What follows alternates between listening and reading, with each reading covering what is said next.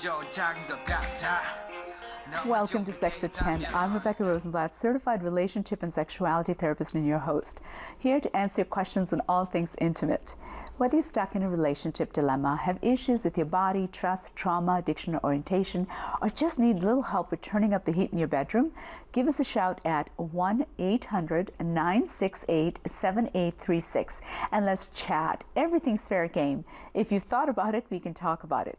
Let's begin with a discussion on what Canadians are doing between the sheets at midlife and beyond. And to help me with that, we're being joined by an expert in the area, Dr. Robin Milhausen. Dr. Milhausen is a sexologist and an associate professor with the University of Guelph, specialized as a relationship and sexual satisfaction expert. Currently, her research interests include gender and sexuality, sexual problems and the experience of sexual pleasure, sexual and relationship satisfaction in couples, and condom errors and problems. Beyond that, she's a brand ambassador for Trojan. So indeed, we're very excited to have her joining us tonight. Welcome to Sex at 10. Thank you for joining us tonight. Thank you so much for having me. Really excited about the discussion. Dr. Milhausen, there's a perception that once you get older, sex becomes less important, less frequent, and less fun. But according to a study by Trojan in partnership with the Sex Information Education Council of Canada, which was released yesterday, that isn't necessarily true. Specifically, the study, which focused on Canadians ages 40 to 59, found that sexual pleasure doesn't decrease with age. Most people in that age group are very happy with their sex lives and likely to be more adventurous than they were a decade ago. The study also reported that about 40% of married or cohabitating respondents have sex once or more per week that lasts between 16 to 30 minutes, which is longer than the overall North American average. All of which points to the fact that those myths are just that, myths. So I'm very excited that we'll be setting the record straight tonight. Perhaps you could begin by commenting on why some of those misconceptions exist, which make it sound like there's a best before date on our sex lives, when that just isn't true. I think it has to do with the presentation of older adults in the media, in TV and movies. We just don't get to see that many models of 40, 50, 60, 70-year-olds who are engaging in really active and satisfying sex lives. And then those adults in the real world may feel some kind of shame or embarrassment, and they may keep it on the down low that they're actually having the best sex of their lives. How true. Viewers, if you have questions regarding your own sexuality, please don't hesitate to call in. Dr. Milhausen, while it's easy to grasp how emotional and sexual satisfaction can be related, one of the findings of the study, what makes that group more adventurous? In other words, what did the study find exactly, and what are some of the reasons behind it? Well, we did find that 2/3 of the sample said that they were more interested in trying new things to enhance their sexual pleasure than they were a decade ago. Wow. And I think that that is excellent. That really bodes well for the future of our sexual lives, because I think as we age, we become more comfortable. We know ourselves, we know our likes and our dislikes. We perhaps find it easier to communicate with our partners about the things we're looking for. And maybe we just don't care as much about what the rules that society has for us and our behavior. So we're able to throw those off and just say, hey, this is what I want, and I want to try it out. And I want to try it out. Gail Sheehy wrote, I think it was called Sexually Seasoned Woman, and she was talking about females in particular. She was saying we sort of get to a certain age, we've put our landmarks to rest, we've done everything that was expected of us, and we get this second wind. And part of it is coming alive sexually and just kind of taking on life on our own terms. But also the points you made, really valid points, that maybe we know our partners better, we can talk with them better, our relationship may be more seasoned, or we simply don't care. Exactly. So you're right, it does bode very well. Viewers, if you'd like to discuss your own adventures or need help getting there, do call in right away. Now, since it boils down to good communication, among other things, let's discuss that next. What are the realities around that with Canadian couples, and why? Yes, now this is actually one area that I was personally a little disappointed. Only 33% said that they were regularly talking about their likes and dislikes with their partners. Really? So this is one of the areas where I think we have some growth. We found that one of the strongest predictors of sexual pleasure and satisfaction was communicating with a partner about likes and dislikes. And the people who communicated often were far, far more likely to be sexually satisfied. So this is one area where we can improve. And, you know, luckily it's it's not an expensive fix. It doesn't require any prescription medication.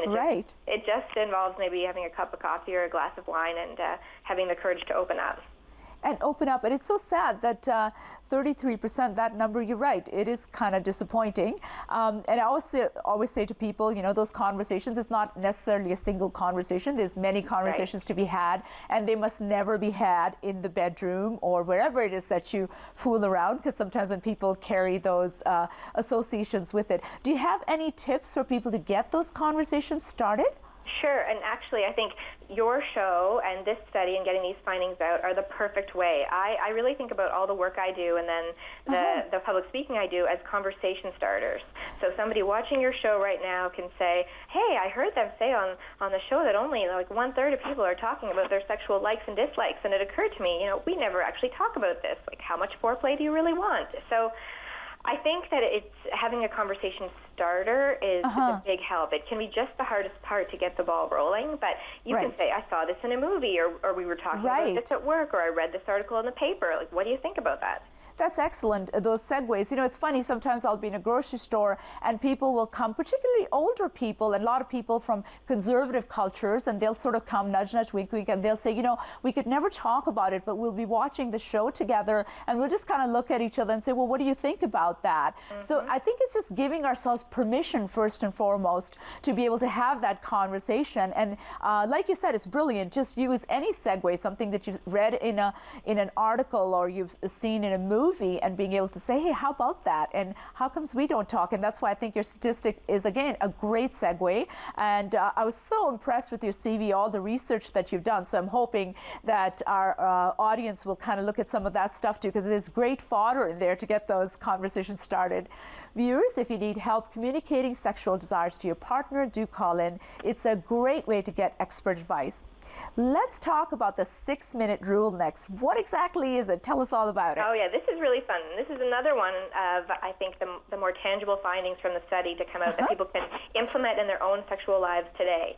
So actually, it comes from a Toronto researcher, Amy Muse, who had the idea that we should actually consider what happens after a sexual encounter and how that might play into building intimacy and relationship satisfaction. So she was the first to measure post-sex affectionate behavior. And we just jumped all over that idea and included that into this giant study. So now we have data from 2,400 Canadians on what they do after sex. And we found, similar to what Amy found, that people who were affectionate, kind, cuddled for 6 to 10 minutes after sex were far more likely to report the act was pleasurable and to be sexually satisfied than those who were affectionate for 0 minutes to 5 minutes.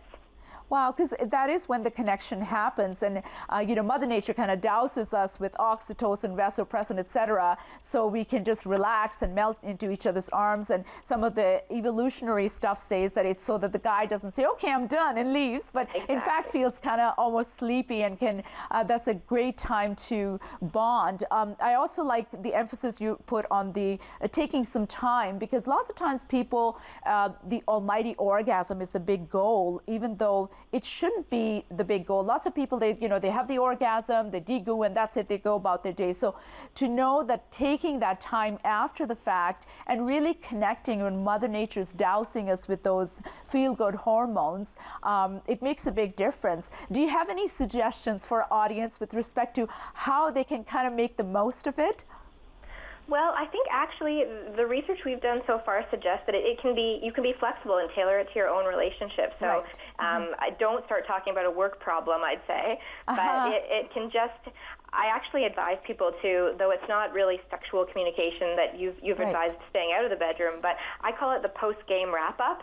So after sex, it's a good time to mention something that you really liked, because you can imprint it in your partner's brain, like, oh, I really liked it how we tried multiple positions this time. That was really great. And I think it's easier to reinforce our partner's good sexual acts than to give them negative feedback that might make them feel like really unworthy. So that's a good time to say something complimentary complimentary about the sex act. Something positive. And those conversations definitely can be had in bed, and in fact can be a lot of fun in bed. The other conversations may be difficult, but here you're building a positive association.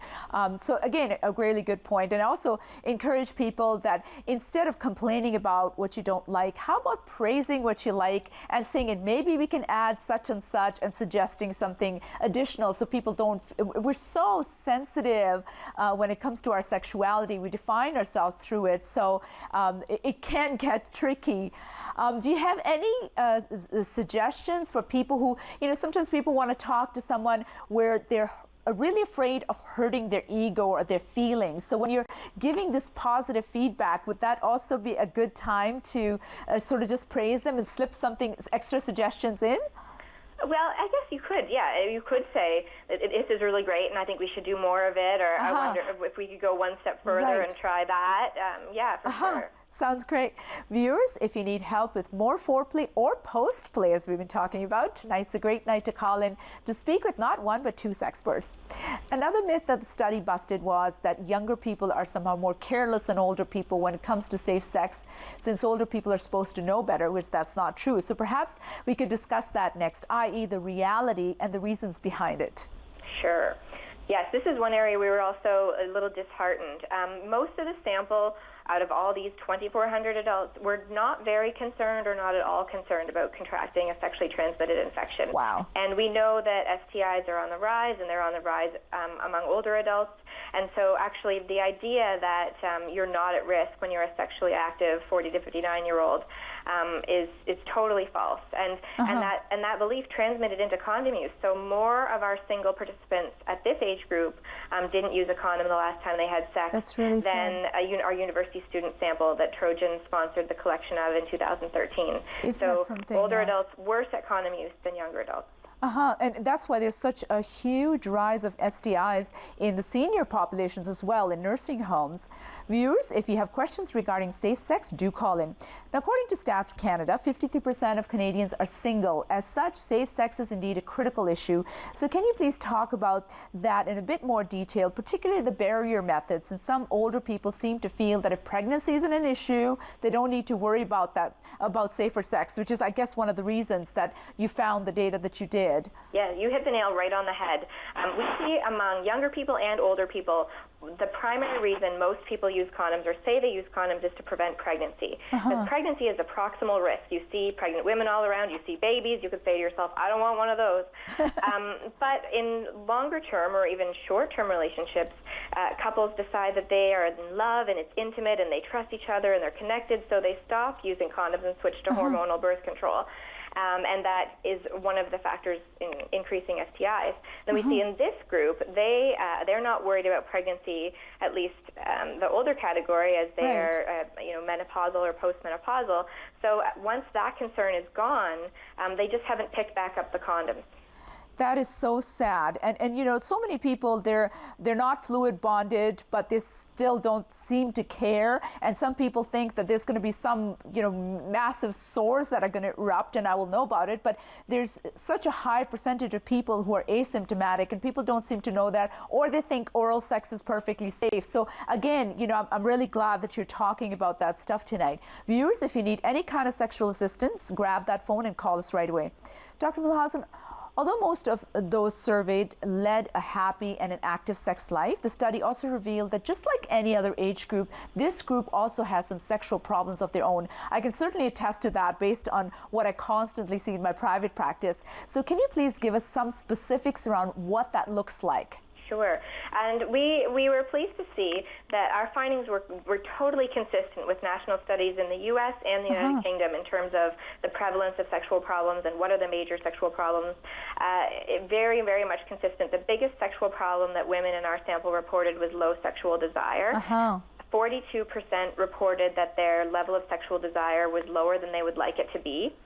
And interestingly, 30% of men approximately indicated the same. So low desire is a big problem, and we can talk a little bit more about that if you'd like. And I think that partially it has to do with the kind of sex people are having. So one of the best sex therapists I know, Peggy Kleinblatz from the University of Ottawa, says, think about what kind of sex would motivate you to have sex. And if you're having the kind of sex that's just the same old, like it's not surprising that it doesn't even register. Yeah, so think about for yourself what kind of sex would motivate you to have sex, and then try that. Dr. Milhausen, can you stick around just for a little bit? We're running off to break, but it's an important topic. Can you wait and finish this with us after we come back? Thank you so much. We'll be right back. Keep your calls coming, and let's discuss sex, relationships, romance, or whatever else rocks your boat. And keep it locked on Rogers TV because we have lots more great stuff still ahead, including your calls. So pick up that phone and call so we can connect. 너만 준비돼 있다면 어젯밤에 뜨거운 데